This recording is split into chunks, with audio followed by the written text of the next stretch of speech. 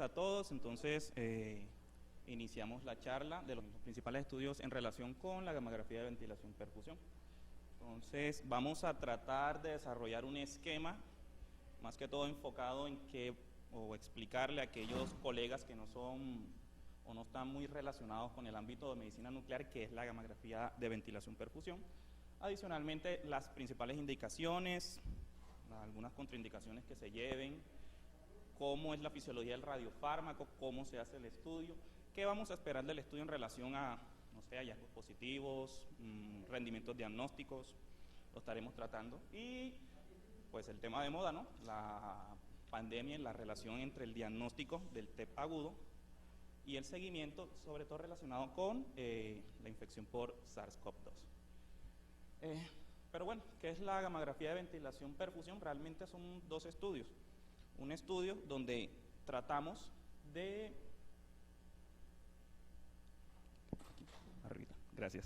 donde tratamos de tomar una imagen de las vías aéreas o de las vías respiratorias, y un estudio aparte donde tomamos la parte de la perfusión, cómo está la irrigación a nivel de los parenquimas pulmonares.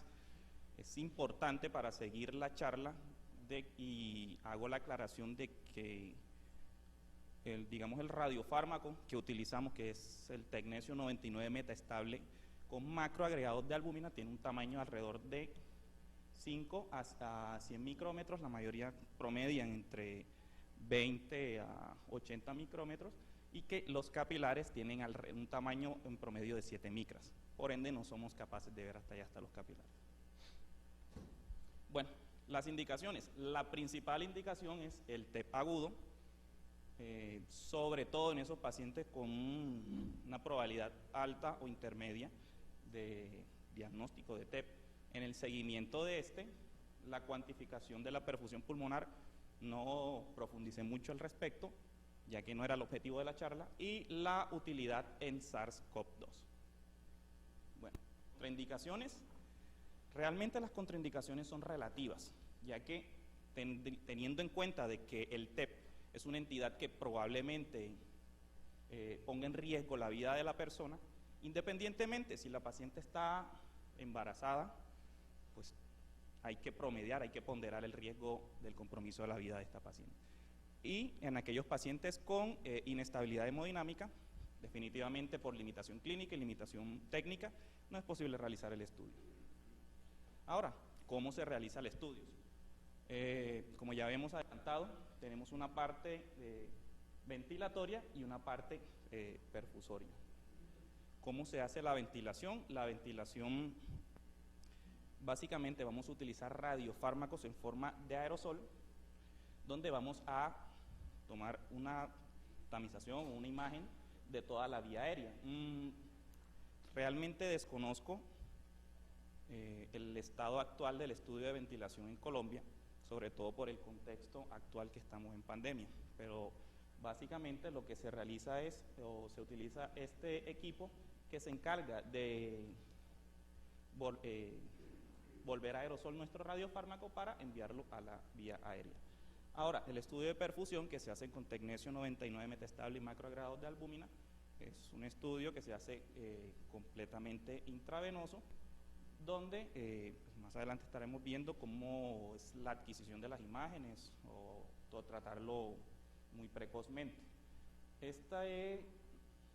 Quise traer este cuadro para mostrarle a los asistentes, y tanto presencial como a nivel del stream, que realmente hay muchísimos o hay varios agentes que se pueden utilizar para el estudio de la ventilación. De pronto los más comunes serían en relación con el tecnesio 99 metaestable Tecnegas y el aerosol con DTPA, pero también está descrito en la literatura con sulfuro coloidal, o el xenón 133 o el Krypton 81 metaestable. Bueno, pero ¿cómo se hace el estudio? Las guías europeas recomiendan de que el estudio de ventilación, sea con Tecnegas o con DTPA, se realice con alrededor de 25 a 30 megabecquerels para la imagen de cada pulmón. La adquisición por lo general promedia alrededor de 11 minutos y se van a utilizar colimadores de propósito general. Ahora, la perfusión, como ya lo habíamos tratado, se realiza con tecnesio 99 macroagregados de albúmina y alrededor de 5 minutos de adquisición dicen que es suficiente, aunque eso pues varía dependiendo de cada gama cámara. Esta es una representación de lo que tendríamos en un estudio completamente normal.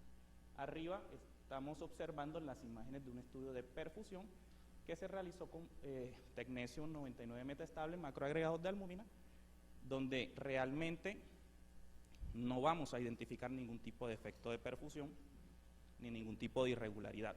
Ahora, el estudio de abajo es un estudio donde estamos observando la permeabilidad de las vías aéreas. Este lo hacen con xenón 133 y no estamos observando ningún tipo de defecto a nivel de las vías aéreas que nos pueda ser discordante en algunas de las imágenes.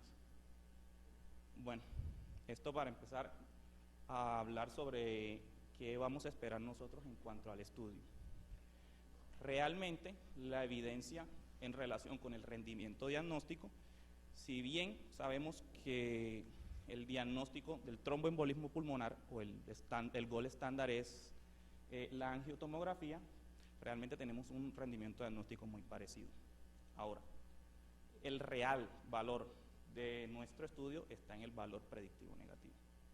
La capacidad de nuestro estudio de detectar falsos negativos es altísima, incluso supera a la angiotomografía, sobre todo en aquellos pacientes donde tienen la indicación alto riesgo o TEP de riesgo intermedio. ¿Por qué no? El TEP de bajo o de baja probabilidad, realmente aplicamos el principio o el teorema de Bayes. Estamos aquí eliminando la capacidad de detección de falsos positivos, no estamos ahorrando como, digamos, estudios que no estén indicados para no reportar cosas que no se necesitan. Ahora, en cuanto a las pautas que, digamos, se tienen en relación con la evidencia en sensibilidad y especificidad, es muy alta, es comparable con la angiotomografía y tiene una evidencia muy fuerte. Estudios hablan de 3.000 pacientes, 5.000 pacientes, pero también son muy enfáticos en decir de que el valor predictivo negativo es la principal característica de nuestro estudio. Ahora,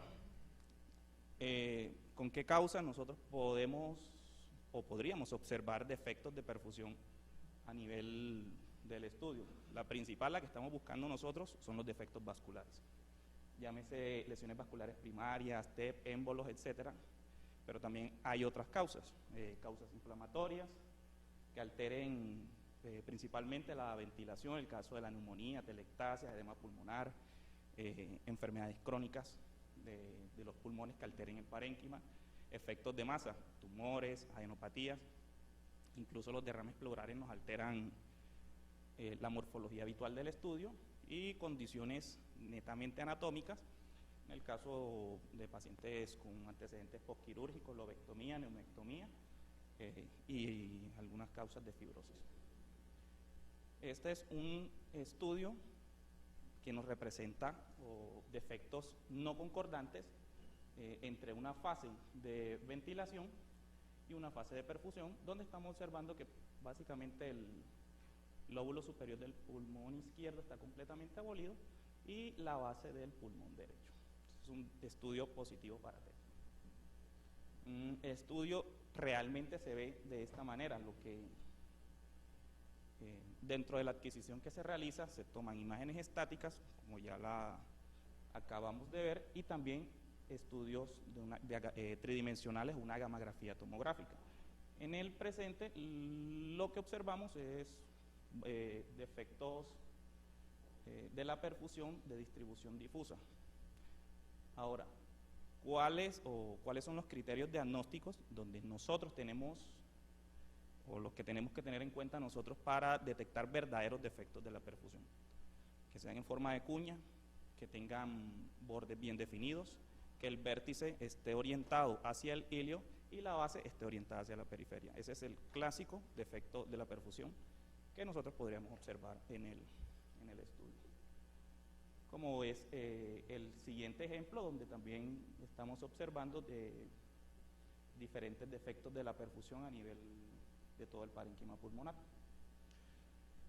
¿De qué nos valemos nosotros? Nosotros nos valemos de los criterios PIO-PET o PISA-PET, que realmente nacieron de todas las pautas que ya hemos hablado, donde se consideran defectos concordantes o discordantes para el diagnóstico de la ventilación, el estudio de ventilación, perfusión y TEP. ¿Qué consideran ellos? Si encontramos los criterios modificados de PIO-PET, lo que hay que tener en cuenta para un TEP positivo es tener mayor o igual a 2 defectos segmentarios, llámese defecto segmentario el que supere el 75% de la totalidad del segmento, que sean mayor o igual a 2 y que sean discordantes, es decir, que en las imágenes de perfusión no observemos ninguna causa estructural o inflamatoria que digamos nos niegue el estudio. Ahora, y de pronto lo que se puso más de moda en estos 2 años que tenemos de pandemia es que nos ha tocado utilizar los defectos o los estudios, los criterios solamente aplicados a perfusión pulmonar, donde básicamente lo que estamos es comparando estudios anatómicos, llámese radiografía, llámese tomografía, para de esa manera tratar de reemplazar el estudio de ventilación y de esa manera obtener un rendimiento diagnóstico muy similar a que si estuviéramos haciendo el estudio de la ventilación perfusión. Entonces, realmente que es y de pronto en nuestra experiencia se nos ha consultado mucho por parte de los médicos clínicos si teníamos esta limitación en el contexto de la pandemia, y pues esta fue la respuesta que le pudimos haber dado. Ahora, dentro de los criterios de solo perfusión para PISA-PET, ellos consideran que es un defecto segmentario, mayor o igual a un defecto segmentario que no sea concordante con las imágenes anatómicas, es suficiente para el diagnóstico de TEP, con un alto rendimiento diagnóstico, una alta especificidad sobre todo. La base de estos estudios o estos criterios es evitar los no diagnósticos, ya que eso es lo que representa que, digamos, no se haga un cambio de conducta o no se determine la conducta del paciente. Bueno, en cuanto al seguimiento, es importante también nuestro estudio, es que una vez tengamos un basal, podemos hacerle un seguimiento completo al paciente de cómo reperfunde, si lo hace o no, y si hay una probabilidad del cambio de conducta de ellos. En este caso en específico, un paciente con un diagnóstico positivo para TEP, en el estudio basal, en el cual se pudo realizar un estudio tanto a la semana como a las 4 semanas, mostrando que al mes ya este paciente había reperfundido casi que totalmente. Probablemente esto sea muy bueno para el paciente y se ahorren pues seguir en tratamiento de anticoagulantes. Y bueno, el tema de moda, ¿cuál es, digamos, la aplicación que nosotros tendríamos para el TEP o el tromboembolismo pulmonar? Realmente muchas, de hecho creo que todos los servicios de medicina nuclear del país pudimos notar este cambio, este incremento en la demanda de los estudios de ventilación perfusión. Y es que realmente la gran mayoría de los pacientes o muchos de los pacientes que hacen un TEP grave tienen un deterioro de la función renal, la principal contraindicación de la realización de una angiotomografía. Entonces, en este sentido y en este contexto, aquellos pacientes que tienen sospecha de un TEP inducido por el SARS-CoV-2 y que tengan, obviamente, en sus imágenes anatómicas de ingreso, que tengan las opacidades a nivel del parénquima pulmonar. Si el paciente no tiene ninguna contraindicación del angio-TAP y tiene sospecha de trombosis venosa profunda, además de la realización del Doppler venoso, es totalmente indicado el angio-TAP. Ahora, el problema diagnóstico está cuando no tiene indicación el angio-TAP. Ahí es donde entramos nosotros. Nosotros aquí vamos a realizar el estudio de ventilación perfusión, sabiendo que tengo una contraindicación, un TEP de probabilidad intermedia o alta, y que lo que observaríamos en el caso del paciente, si aplicamos los criterios PISA-PET, que si tiene un mayor o igual un defecto segmentario de la perfusión, lo comparamos con las imágenes anatómicas, aplicamos los criterios PISA-PET modificados solo para perfusión. Pero mejor aún, si descartamos esto, si descartamos el TEP, hay un cambio de conducta en la parte de los clínicos al paciente y por ende de pronto un mucho mejor pronóstico, algo menos que tratar para ellos. Y bueno, este es un caso de nuestro servicio de medicina nuclear donde tuvimos la posibilidad de observar cómo evoluciona un paciente posterior a un TEP inducido por SARS-CoV-2. Lo que observamos acá es un defecto de la perfusión a nivel del segmento apical del lóbulo superior derecho y un defecto de la perfusión al nivel del segmento lateral del lóbulo medio. Este estudio fue realizado en septiembre de 2021. Tuvimos la oportunidad de realizar un estudio híbrido, fusionar nuestras imágenes de SPECT-CT con un TAC de tórax en el propio contexto del paciente, donde pudimos evidenciar por criterios PISA-PET de que no había ninguna alteración estructural o inflamatoria que nos pudiera explicar ese defecto de la perfusión. Por ende, el paciente fue dado como positivo para TEP.